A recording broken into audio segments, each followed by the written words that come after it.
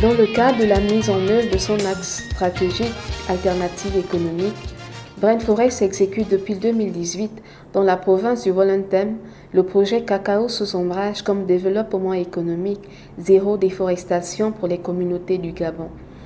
Ce projet pilote, soutenu d'une part par la Fondation Maison du Monde via l'ONG internationale Noé et d'autre part par le WWF Gabon, a pour but de lutter contre la déforestation et la pauvreté par l'agroforesterie villageoise à base de cacao sous ombrage en périphérie du parc national de Minkébé. Les bénéficiaires directs du projet sont les populations locales qui, pour la plupart, ont hérité des plantations de leurs parents. Les 19 planteurs retenus dans ce projet exploitent 44 hectares de vieilles plantations. Ils ont reçu des formations sur les techniques de réhabilitation de vieilles jachères de cacaoyères, mais les résultats des missions d'évaluation montrent qu'ils peinent encore à adopter les pratiques durables en matière de cacaoculture. En l'absence d'encadrement et de suivi au quotidien, certains planteurs éprouvent des difficultés à utiliser les techniques qui permettent de lutter contre la déforestation et garantissent des rendements meilleurs. Ce qui avait beaucoup plus de production, c'est ceux de nylon, qui étaient en avance avant le projet Brain Forest. Ils étaient en avance.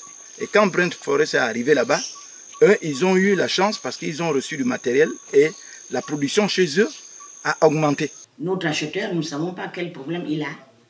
Le cacao ne s'achète pas bien. On le vend en bon. On le vend en bon. Ils donnent des bons. On vient attendre. Ils prennent le cacao sans argent et on est là, on attend 1 mois, 2 mois. Donc, et quand cet argent, quand on va le recevoir, on a déjà tout le crédit. Donc, on ne fait presque rien avec. Le projet a 2 enjeux, un enjeu environnemental et un enjeu économique. Sur le plan environnemental, le but du projet est de lutter contre la déforestation, de préserver la biodiversité et de restaurer les forêts dégradées. Sur le plan économique, le projet veut montrer qu'il existe un modèle de développement économique villageois qui permet de lutter contre la pauvreté, qui permet de générer des revenus durables pour les communautés. WWF, dans le cadre de sa nouvelle approche de conservation, qui est la conservation inclusive, propose un modèle intégré agribusiness et conservation. Qu'est-ce que c'est ce modèle? Ce modèle vise à améliorer substantiellement les revenus des communautés vivant dans l'espace, zone, dans les paysages tridom, tout en préservant les forêts. Et cela s'appelle une production sans déforestation. L'analyse du contexte nous a démontré qu'il existe une initiative semblable qui était alignée à l'objectif du projet, c'est-à-dire le projet sous ombrage de Brain Forest. Et nous avons trouvé opportun et très utile de mutualiser les forces.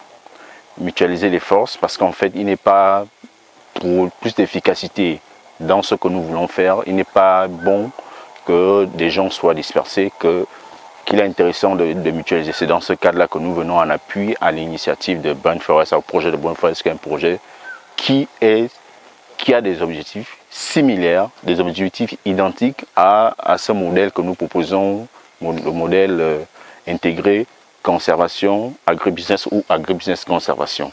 Sur toutes les formations qu'ils nous ont données, toutes les formations, hein, c'est tellement important et pour moi, ça m'a beaucoup aidé et ça m'aide toujours.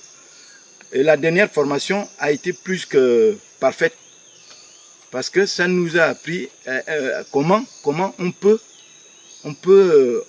faire pour améliorer les politiques, la caisse cacao mène vers les planteurs. Comme perspective du projet, déjà nous avons commencé dans un canton avec un certain nombre de bénéficiaires et pour la 3e année du projet, nous allons essayer d'identifier de nouveaux bénéficiaires.